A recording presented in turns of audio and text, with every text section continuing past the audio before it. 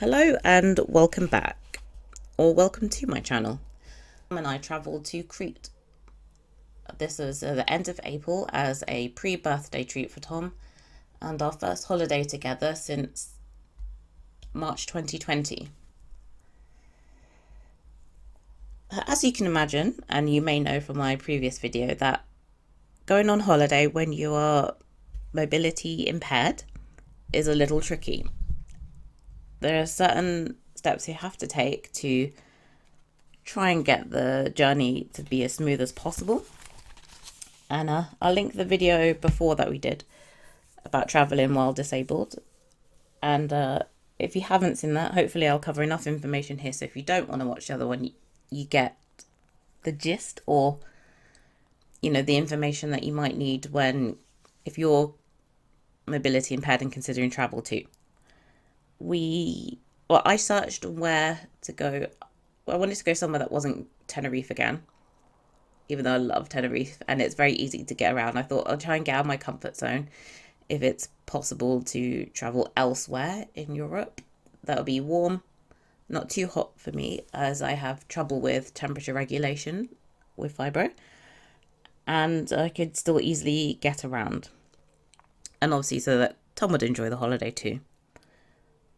And I'll add the links below for the websites I use for information about traveling to the Greek islands. And out of the ones that was listed, we settled on Crete.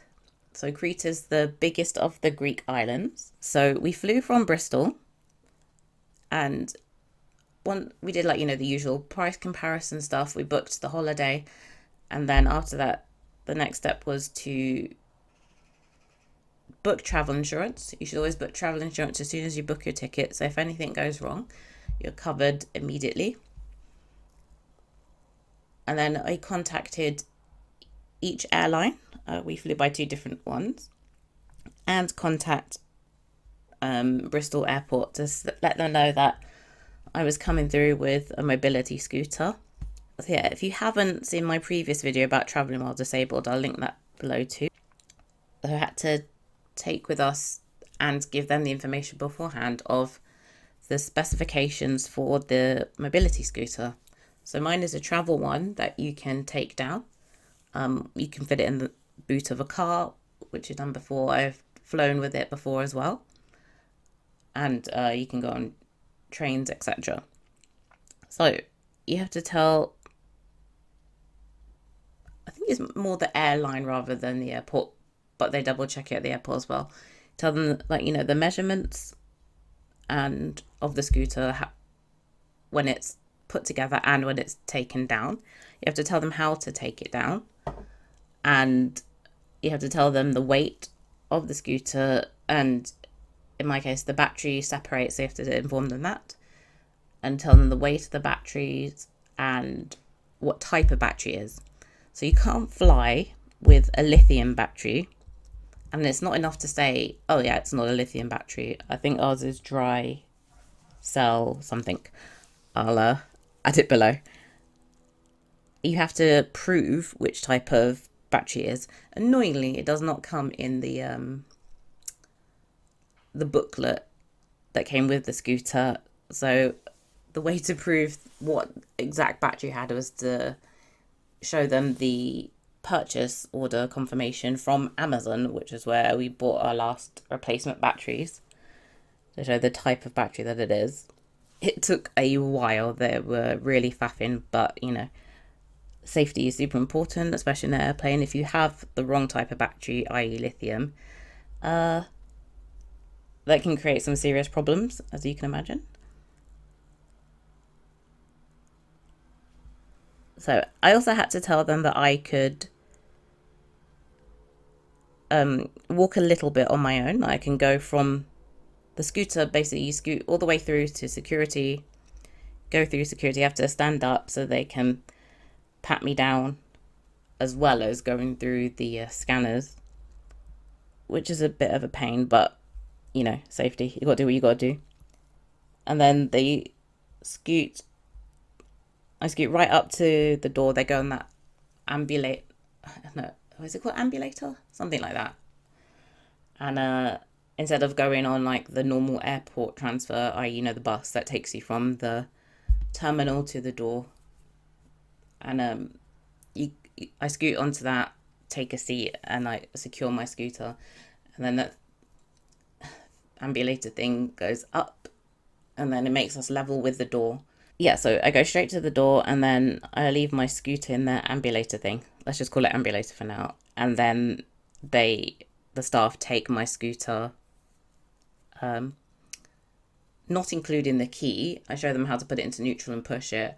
They put it into the airplane for me. Some of the airlines, I think it was with a different airline before, even at Bristol Airport, they get me to go into a manual wheelchair sooner, and then they take my scooter off. You have to put like the tags at the airport onto the scooter separately to the rest of my luggage, and take that through and put it in the hold. And then airport staff usually, rather than Tom doing it, just wheeled me onto the plane that way. So, to the good stuff. We stayed at an amazing 5-star beach resort hotel called Mitsis Selection Laguna in Horosonos, I think that's how it's pronounced. And we paid extra for a disabled room. I'll add a link to the hotel if you're nosy, want to have a look. And I mean nosy in the best way, of course. Yeah, so we paid extra for a disabled room, which is always handy. And it was beautiful. It was definitely worth paying extra. The room was very spacious. It was easy for me to scoot in the bedroom. I could do a U-turn in the room to leave, which is always handy. So this hotel has 6 restaurants and 6 bars, including a new champagne, wine and sushi bar. It has a spa, a TV with Netflix, which was great for the day that I was unfortunately very hungover, and I was a vegetable recuperating, if vegetables could recuperate from alcohol. It has a mini refreshment centre and an espresso machine. Oh, before going to Greece or anywhere on holiday, it's important, if you're like me and you require medication, you have to check what medication you can and can't take to whatever country you're going. So in my case, even with a prescription from my doctor, it is illegal to take codeine into the country. I think it's quite serious for opioids in general. I'll double check and put the information linked below, but definitely couldn't take codeine. And yeah, I thought that was interesting. I didn't realise that I couldn't have it, even though I legally have a prescription for it for my condition. You can't take that to Crete, so that's worth noting. I'd also recommend that you do what I did beforehand, which is learn a little bit of the language if you can. I think actually we had a few weeks before we were going on holiday, so I spent some time on Duolingo and other websites. And Greek is a very hard language to learn. If you did not know that, let me tell you, it is hard. But Greek people mostly, I'd say like 9 out of 10 people, really appreciated the fact that I tried. And Tom tried too, not as much as I did, but I love languages. But yeah, Greek alphabet is completely different to English. I've learned some French and Spanish and Italian before. I learned some Italian beforehand when we went to Italy back in 2013 for Tom and I's first holiday. This is a whole different kettle of fish. So I feel it's important to make an effort. People usually will appreciate it. Especially the Greek people, they understand, I believe, that Greek is a hard language to learn. So they were thrilled. And it's also good to have, I had some little phrases written down, just in case, that I translated beforehand. And kept the English and Greek together, stuff like, I feel sick, that kind of thing.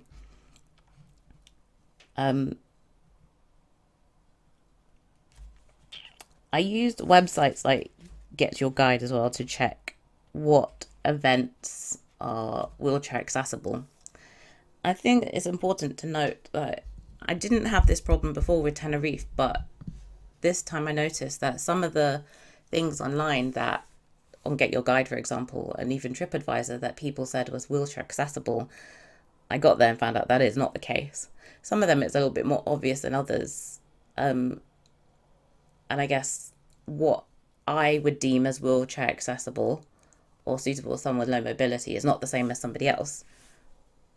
someone else's definition, especially if they don't have any sort of experience with mobility issues themselves, I would say. So don't just look at what the website says. Read the reviews if you can and look specifically for one. Sometimes there's a way to search through the reviews for specific words. Search for wheelchair accessible, etc.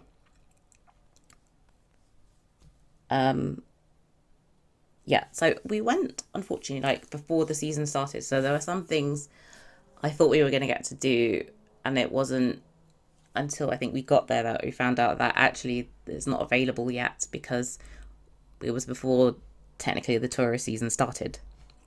So that's something to worth noting. There were some cool things as well I learned from Greece, like you can get tretinoin without a prescription in a chemist. So we looked up like a good chemist to go to that was like well rated, and I asked for tretinoin. As if you follow my skincare journey, you know that retinol is good. Add tretinoin for both acne and anti-aging. But that's another story for another time. So we did lots of things on this holiday, and one of the most disappointing things that we couldn't do properly was going to, forgive my pronunciation if it's not correct, I think it's pronounced Knossos archaeological site. So I was very excited to go here because this is where, back in the day, according to myth, was where the Minotaur was located. If you know me, you know I love mythology. Greek mythology and Egyptian are my favourites. But unfortunately, despite what it says on TripAdvisor and Get Your Guide, Knossos is not very wheelchair accessible. There's a little bit of ramps to get you down kind of one level or half of a level, really. But I think he said it's something like 50% accessible. I mean, it's an archaeological site, so, you know, it's not going to be like fully ramped out, is it? And this is like ancient ruins. But unfortunately, it was more like, I'd give it 3 out of 10 for accessibility. I was super disappointed with that. But what I did see was beautiful. I got in for free because of my mobility issues, which is always handy. Who doesn't like to save a little money? Tickets were from £18.92. And we got some great pictures. I will put a link to my Instagram posts if you want to see those again, if you haven't seen it already. Tom also walked around a bit to take some pictures of the stuff that I couldn't get to. We were able to do a boat trip to a nearby island called Dio. Again, please forgive my pronunciation. I cannot do a Greek accent, and I'm not going to make anyone laugh with a poor attempt. So this was like our first full day in Greece. We went to Dio. I went to a dino park first, actually, which is near the hotel in Heraklion. Oh yeah, I should have said sorry. We hired a car instead of getting a transfer for the airport, so that was handy. As the free transport often supplied by airlines, they don't like to take down mobility scooters, even if you help or do it. I don't know if they're not insured or they're, shall we say, lazy. So this is the first time that Tom decided that we were going to drive on holiday. And he had a really good time driving, so I feel like it's worth noting. If you like to drive, it is definitely possible. It's a little tricky because they're on the other side of the road to us in England, and the layout of the car is a bit different because you're used to the driver's side being on one side and you're used to a certain space to the left of you, but it's reversed. So that's worth noting. It's also worth noting on Greece, especially one day, that there was a goat in the road. No, several goats in the road. That was a bit scary when it was darker, so you have to drive carefully. And the speed limit is lower in Crete than it is in the UK. And they don't use the same metric / imperial system, whichever one is miles an hour. They don't use that, they use kilometers an hour. So yes, we went to the dino park, which was great. 10 out of 10 accessibility. It's great if you like dinosaurs and animatronics. We had a nice private chat with some staff who was doing like a little dino talk. Almost nobody else was in the park the whole time we were there, so we had this guy to ourselves. I was nerding out, got to hold a little fake baby dino and a dino egg, which was great fun. So yes, we went to Dio. The transport is not massively accessible. The original one that we had booked ended up being full up, so they had to rearrange something else for us. We went to minivan, so I scooted to the door of the hotel, and then Tom put my scooter for me in, you know, where they have those little baggage storage places at the front of the hotel. And then I just went from the steps of the hotel into the minivan, which is just like, a few steps. And then from there, when we got to the boat, when we got off at the other end of the trip, that is a bit of a drive to the port, I was able to just link arms with Tom and take our time walking. And wasn't super slow. My pain was okay that day, thankfully. So I was able to just walk the few steps onto the boat and then sit down. And while the boat is in motion, it is obviously, not obviously, maybe you've not been by boat, but the boat was going pretty fast. I found it really hard to walk. I think I just pretty much crawled when I had to go inside to use the toilet. And you should be smart like I was and take a jacket with you, because it might be warm in Crete, like it was for us. But when you're on open water, it is a lot colder, so be prepared. So yes, they had some like food and drink for us, which was not great, to be honest. The food is okay, but it's just like, little snacks. And the wine I had, it was kind of bad. I think it was a bit vinegary, but anyway, I digress.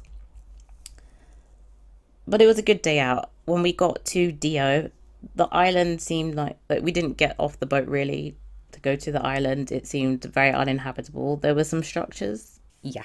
So we had the opportunity to swim. The water was cold.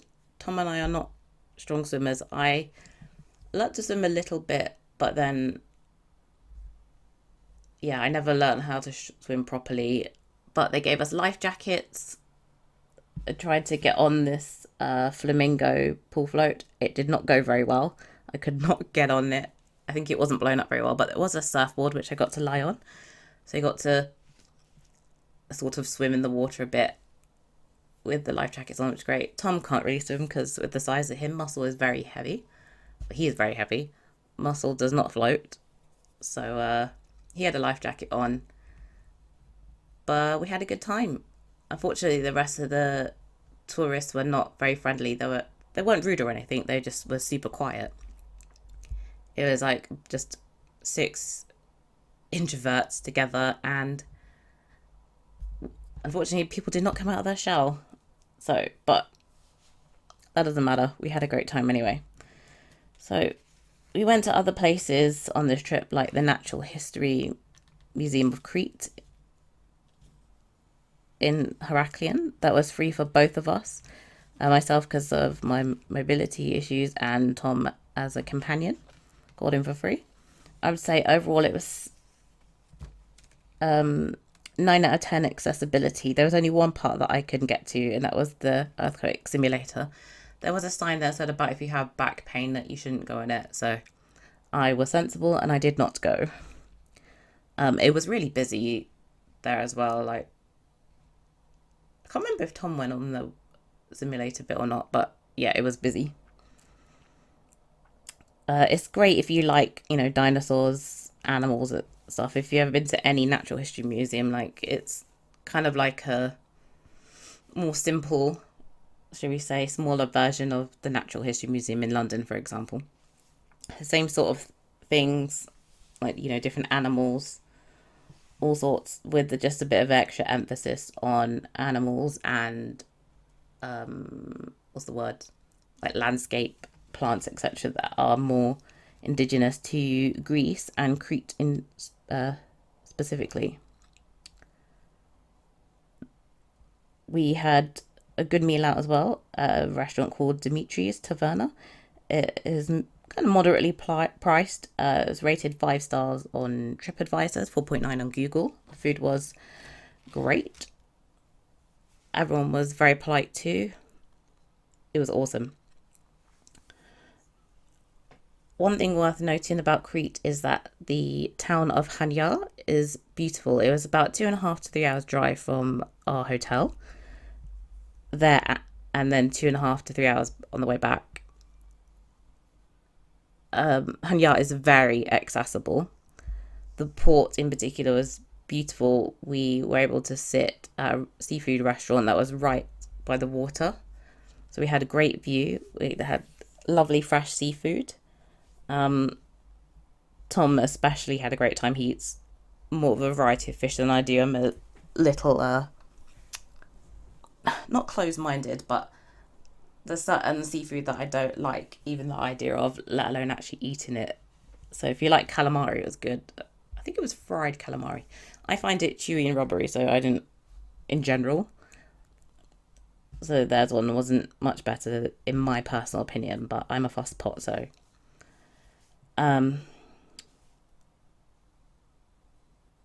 While on holiday, we did go into, in the hotel, we did go to all the restaurants.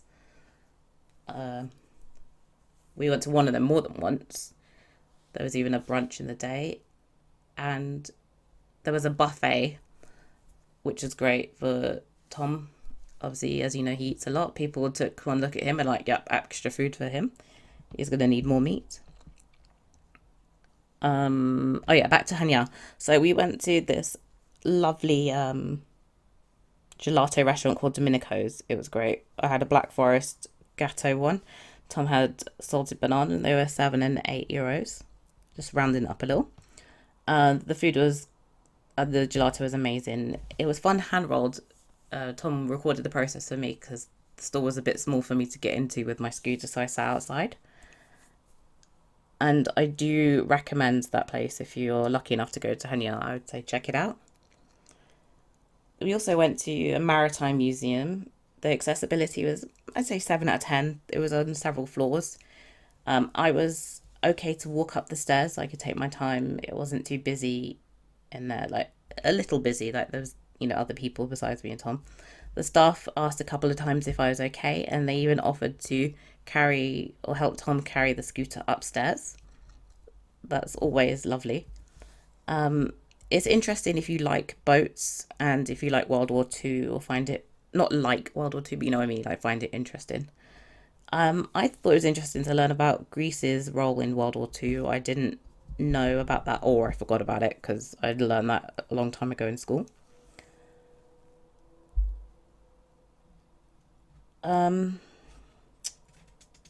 Yeah. So there was the beach was right outside our hotel, which was fabulous. So I could scoot all the way to the beach. You just had to go like from inside. Once you come outside the hotel, you go all the way across like the pool, which you should be able to see from photos. It was like, I don't know, 5 minutes scoot to the other side, and then there's a tiny road, and you cross that road, and there you're at the beach. And I think the hotel owns that part of the beach, I guess, or they have access to it, which is great. It's a lot colder in the beach compared to the rest of the hotel, but that's because you're on the water again. The closer you are to open water like seas, the colder it is. One downside of the holiday was the day before, no, 2 days before we got back. So this is the 22nd of April. We did that long day in Hanyal, which was great, and then I had trouble charging my scooter.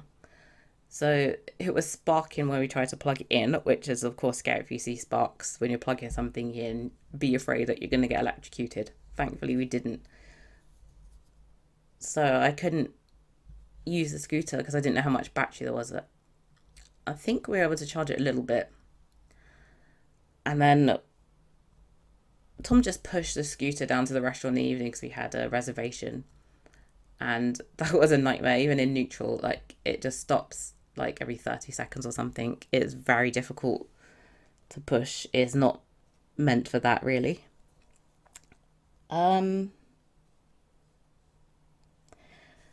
So the next day, we tried to talk to this hotel staff and explained that we needed help maybe getting a new battery charger for the scooter. And I don't know if there was definitely some language barrier. I don't know how much English the woman spoke, but I know at the hotel there was a, what's that word?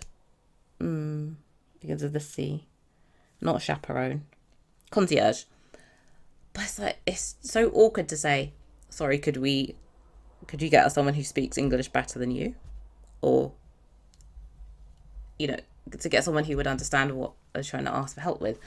I was hoping that, they would maybe be able to call around to different mobility places or something to help get a new charger. It turns out the charger wasn't the problem anyway, but yeah, they were not helpful really. And to be honest, it felt too awkward to say, look, can we speak to someone who can understand a bit better? So we ended up just leaving the scooter at the hotel, and Tom drove us around to try and get a new charger.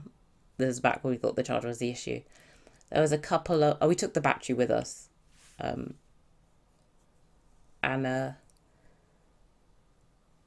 guy, nobody recognized like the shape of the charger. It's like this weird 3-pronged charger. They're like, we don't have ones that shape at all. They're like, if it happened at the start of the hotel, they could have contacted somewhere else and then Athens and like flown one over to Crete or something. But the staff that we spoke to, like, I think it was 2 or 3 different places we went to, they were very helpful, very friendly. There wasn't much they could do, but one of the guys did try to charge it, and I think he did charge it up for us a bit. But yeah, that day was a bit of a bust. There wasn't a lot we could do. We had to go for a few hours and then come back, and he was like, I'll charge it for you, and then gave him some money for electricity. And I was a bit worried about how much pain I was going to be, and thankfully we had the car. So we killed some time by going into the town part of Heraklion, had a look around. I had to limit myself. I was like, I can't. We stupidly decided to share one suitcase, so I had to limit my shopping. And because I didn't have my scooter as well, there was only so much we could carry. So I didn't do a whole lot of souvenir shopping. I was able to get a couple of bracelets, friends. And I was able to buy a tiny bit of Greek makeup. There's not a lot of actually Greek brands, or like Crete, at least the places we went to, they didn't have any. We went to different pharmacies, and they just mostly import their makeup. So I don't know if in general there's not a lot of Greek brands, but there wasn't any for me to really buy. There was a brand called 16. I got this really nice blusher and a couple of eyeliner pencils. But like the foundation that was there, it was from another country. I think I want to say Denmark for some reason. I feel like it was Danish or Swedish. But yeah, so I have to look for some more later. I haven't looked for it yet since we've been back. So there's got to be some Greek brands out there, surely. But it seems like skincare is bigger in Greece than makeup is. But I have to be careful because I have sensitive skin, or easily sensitized skin, from my painful run-ins of vitamin C. I don't know if you remember that. I'll add some links below. But yeah, there's so much olive oil scented stuff as well. Olive oil is a huge ingredient in Greece. We did buy a shower gel. You can actually get the brand here. It's called Kores or Kores, Korres, I've had one of their shower gels before actually that I got in a beauty box here, and it is such heavily scented. It's like not very heavily scented, but enough that when you use it you can smell it, but it's not overpowering, but it's not too light that you can't smell it. Yeah, the hotel provided toiletries, which was great, so I got to use lots of olive oil based shower gel. And I brought my own face wash with me though, because like I said, I have to be careful with my face. And I did some of my skincare routine in Greece. I didn't do too much. I brought my adapalene with me to tackle my acne. And obviously moisturizer, cleanser, that sort of thing. And what else is important to say?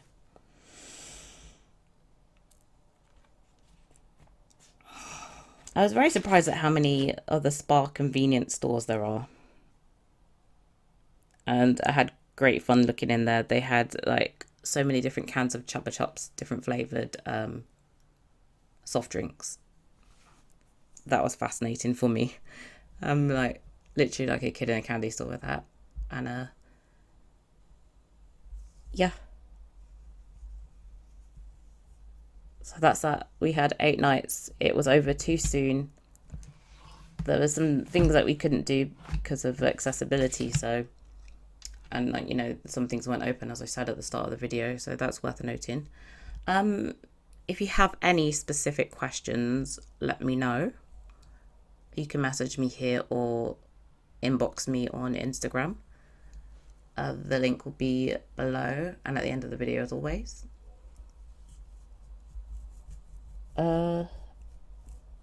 Overall, it was great though. I'd love to go back because, you know, I'd love to go back in actual tourist season so that we can go to the stuff that we couldn't do at the time, and with a battery that's on the scooter that's not going to die. Yeah, that's all I can think of right now. So yeah, let me know if you like this format of doing a voiceover to, you know, over like a makeup video. And I'll